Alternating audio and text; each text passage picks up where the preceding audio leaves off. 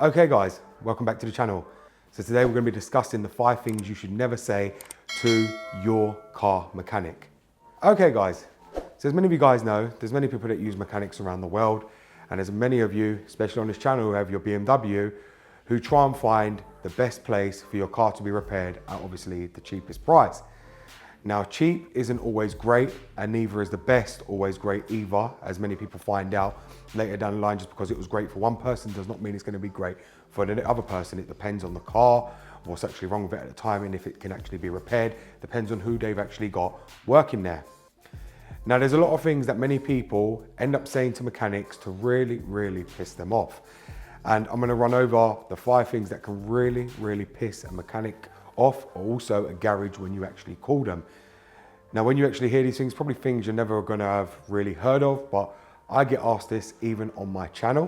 When I used to work in the garages, me and obviously the people that used to run it, used to, when the phone used to be put down, used to actually discuss these kind of people that would come through, because there's a lot of people that actually, let's just say, will try and manipulate you to try and figure out what was wrong with their car.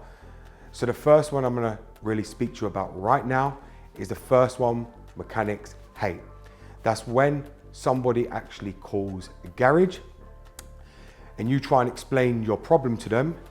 They will try and say to you, okay, we'll book your car in so we can get it sorted on, try and look at it and get it repaired. And then the customer will say, which is always common on the phone, especially if they're a guy, not so much a lady, majority of the time it's a guy, will say, oh, do you know what's wrong with it at all? Could you tell me what's wrong with it or where to look in case I need to buy the part? That is a complete no-no. And I'll tell you why this is straight away. No garage is going to tell you what is wrong with the car, even if they do know, and no garage is going to tell you the part that's actually needed. If they told you what's actually wrong with your car, you wouldn't even book your car in for repair with them. Now, there is a lot of people that ring around hundreds and hundreds of garages hoping that they are just going to tell them what's actually wrong with it so they can find the root of the problem themselves.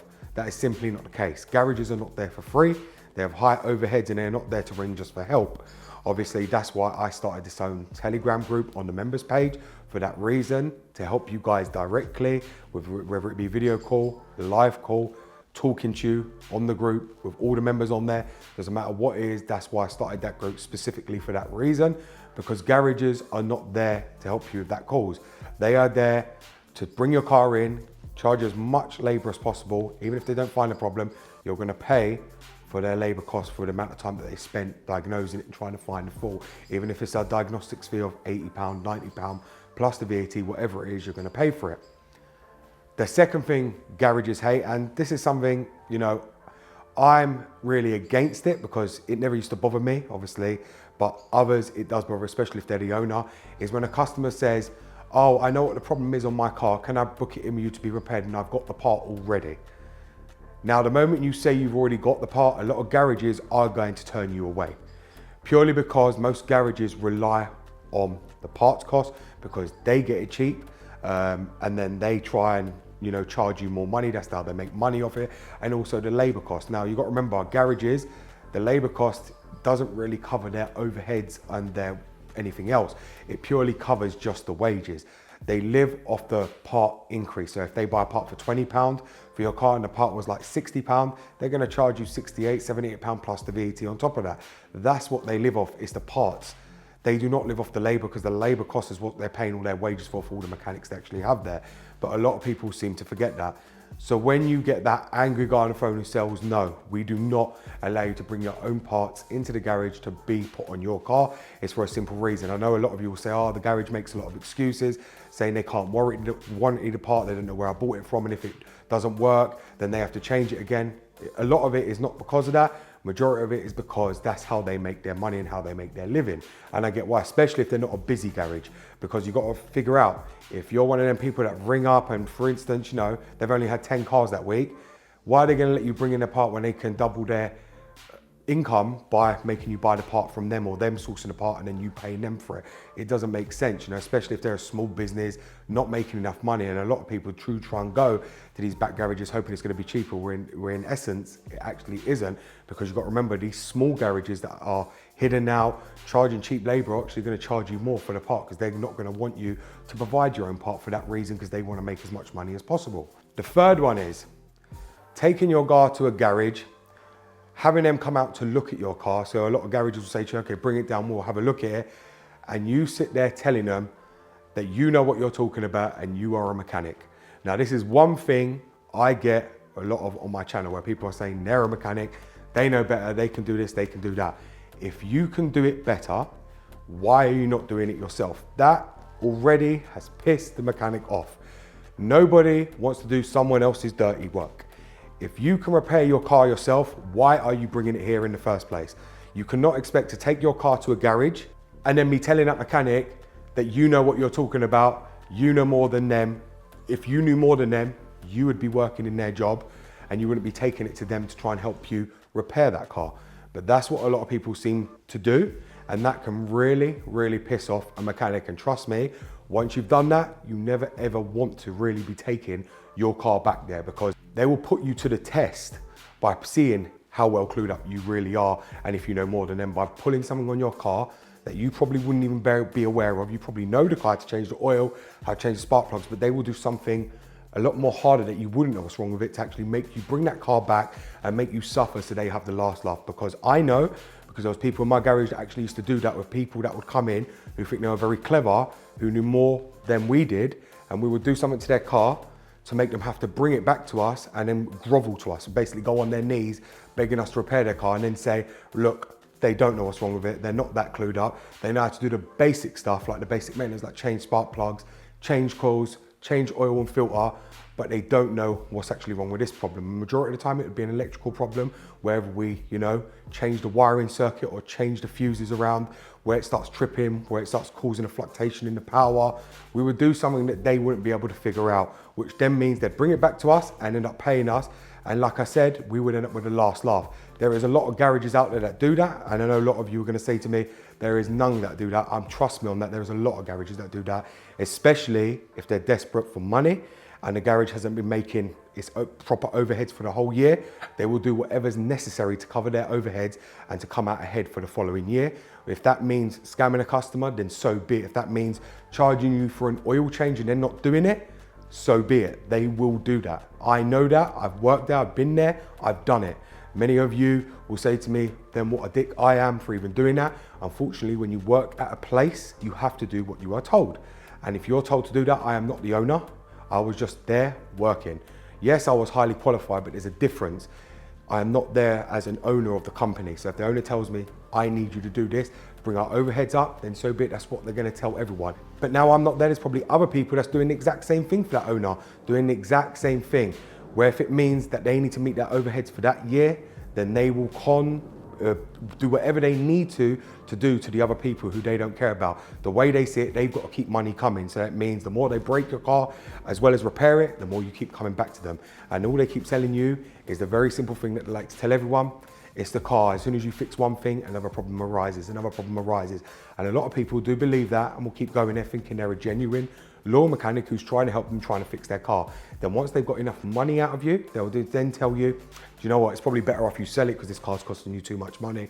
Why don't you buy another thing which is going to be more reliable? It's getting on, it's getting old now, it's got a lot of mileage, it's just becoming unreliable, it's probably time to sell it. So that's what a lot of garages like to do. They like to bleed you dry and then tell you, get rid of that car.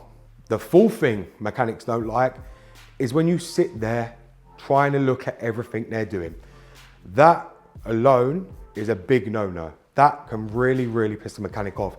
Now, I know there's many of you who always say to me, oh, you took your car to a garage and the mechanic didn't let you sit there and watch them. And especially here in the UK, that's very, very common, where garages won't let you sit there, won't let you walk up to the ramp to see what's happening with your car. It's very, very common for that. And the reason for that is because they want you to feel like you have a trust in them. You know, their experience, the way they're seeing it, their experience, you're not. And obviously, if you try and spin that by saying that you know what you're doing more than them, then they're going to tell you to take your car off that ramp and go and take it home and do it yourself.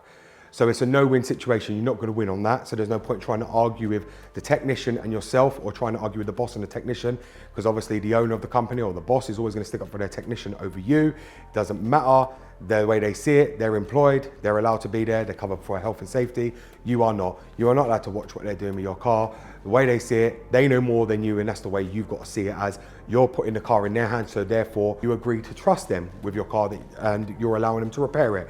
If you're watching them, what they're doing, it could be an easy fix, and they don't want you to know that. Because for instance, if it is just an ignition coil or a wire's come undone and they plugged it back in, they're not gonna actually tell you that.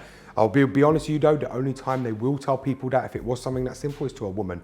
If it's to a man, they're gonna tell you, right, £50 labour. That's what they tell you, oh, leave the car with us for a whole day. We'll contact you later on and we'll let you know the cost, when realistically, it can be a simple little plug. Now I can guarantee you, if you guys wanna put a test to this, take up one of your ignition coil plugs, make the car misfire, take it to the garage. They tell you to bring it down in the morning. I've never had no understanding why a garage needs a whole car for a morning to complete some jobs that only take an hour. No idea whatsoever. They want the car from the morning all the way till 5 o'clock. I've never, ever, ever understood the motto of that, because even when we used to get them into our garage ourselves, they used to ask for them in the morning, and most of the jobs I could complete in what, an hour, 2 hours at the max, the car would be ready. I don't know why they would tell people bring it down from the morning. It's not a case of waiting on parts, because parts could always come within the hour. There was nothing to stop us or hold us back from that. I get they're always saying, oh, we have to account for if something breaks and we can't get the part, we can't do this. But if you thought something was gonna break, you wouldn't say to them, bring it just for the day. You'd be saying to bring it for the whole week, because you don't know if something's gonna break. But this is what I mean. They never seem to tell people that, but realistically, majority of the time, 98% of the time, nothing breaks, the job goes to plan, everything's there, all the parts are already ordered. You get the job done within an hour and the customer can have their car back, but they still like to keep it for the whole day. I have no reason as to why that is. I just think a lot of people have got very, very lazy. Realistically, garages should be open to stay open a lot later, because obviously they're not taking into consideration that people work. A lot of people have to use their car on a daily basis. They can't afford to just drop their car in a garage, leave it all day and take a day off work. So my plan going forward, guys, is to open my own garage 3 p.m. till 10 p.m. Now, the reason I'm doing that is because it's an inconvenience for a lot of people who work a 9-to-5 job to have to leave their car at a garage from the morning all the way to the evening for a simple job like that, for something coming unplugged, for this, for that, you know. A lot of garages do take the piss out of them. So that's one of the reasons I'm expanding that. And I am in the process of building my own business to make that happen. That's something I'm putting forward for already. I've got someone who's going to be working alongside me and who's going into business with me doing that, because they want to see this happen as well, because they can believe it can become a very, very big thing going globally, especially because there's a lot of people who just don't feel comfortable with dropping their car into a load of mechanics who they can't trust, leaving it there all morning, inconvenience them, having no car to get around, just for the sake of a very, a 2-minute job for something to be plugged back in. It just doesn't make sense. Now, the fifth thing I want to speak to many of you guys about, what can actually really piss a mechanic off, is by asking them if you can bring your car down so they can diagnose it for free. Now, I know to many people, and this is very, very common, this one here, because even when I was in the garage, we used to get a lot of people ask if they could bring their car down for free, just diagnose it, or because they would know someone, they'd say, oh, can you just quickly diagnose my car for me and find out what the issue is? No garage is gonna diagnose your car for free with their own equipment. That is a pure fact, and I'll tell you why this is. Even though many people seem to think, and this is what we get a lot of here in the UK, because it doesn't cost them anything, it's still time out of that they've had to take out for that. And obviously that's how they make money for their scan to equipment. To plug it up to a car, garages charge 50 to anywhere to £60 plus VAT, of course. When they plug it up, they charge £60. A lot of people think they've been conned because they paid £60 for a diagnostics, but you have to figure it out that it doesn't matter who you are, how small the job is, how easy your car is to scan. That guy, that mechanic has had to take time out to go out to your car, to scan the car, which can take up to 5 to 10 minutes, to then tell your fault code. Nobody in their right mind is going to scan your car and then let you go somewhere else to have it repaired for free. It doesn't work like that. That's why garages charge. If they thought you were loyal to them, you've been going to them all year or 2 years or so, having your car repaired with them all the time, then maybe they might diagnose your car for free. But you cannot expect to turn up at a garage and just say, my car needs diagnosing, can you just diagnose it for me so I know what the problem is? No. If you want to have that done, you can buy scan tools yourself on Amazon and everywhere these days for around £50, even £30. There's loads in my description down below. If you want a scan tool for BMW, you've got the Launch Creator Elite for BMW, which I think is excellent. Every single BMW owner should really own that because that is an epic scan tool. One of the best scan tools I've ever used, and I've still got it to this day. I use it for everything. That scan tool is brilliant. That is the best scan tool you guys can actually buy, and you will never have to rely on a garage again. Now, as many of you guys know as well, most garages will say, oh, when we get the car in, what we'll do is we'll diagnose it first, and they never usually charge you for the diagnostics. So what they'll say is, if you take the job with them and you do the full job of what's wrong with it, they'll wipe the diagnostics fee away completely, so you won't even pay for the diagnostics fee. That is very, very common. Obviously, if you do the job with them, they know they're going to get more money. So of course they'll wipe the diagnostics fee away. But if you choose to take the car away, they're going to charge you for that purely because they need to make sure they make the money. Because obviously you're going to go to someone else and have it repaired. So therefore they have to make something from you. That's why garages are very, very clever with that. So like I'm saying to you guys, do be careful of these 5 things and do not piss any mechanic off who is dealing with your car, because there's a lot of mechanics out there who won't care to just drain your oil, leave you with a quarter in the car and make you just drive that car, because you've got to remember, you've just took your car to that garage. Even if they drained your oil fully and your car come out that garage, even if you make it 10 miles home, you cannot blame that garage for that car at all for anything going wrong, because you've managed to get home. So do not play with anyone who's got your car in their hands, because if you really do piss them off, they will make your life a living hell. So like I said, guys, do not piss off your car mechanic, especially a BMW mechanic, especially by saying you know more than them. Because if you say you know more than them, trust me, you're going to find your way on your own trying to fix that car. And trust me, fixing a BMW without the proper knowledge and skill can land you in a world of problems, as many of you guys actually find out who's on this channel, and that's why many of you are subscribed here, because of the problems you are having with that car and nobody can diagnose it. So thank you very much for watching, guys. It's BMW Dr. Dean here, and goodbye.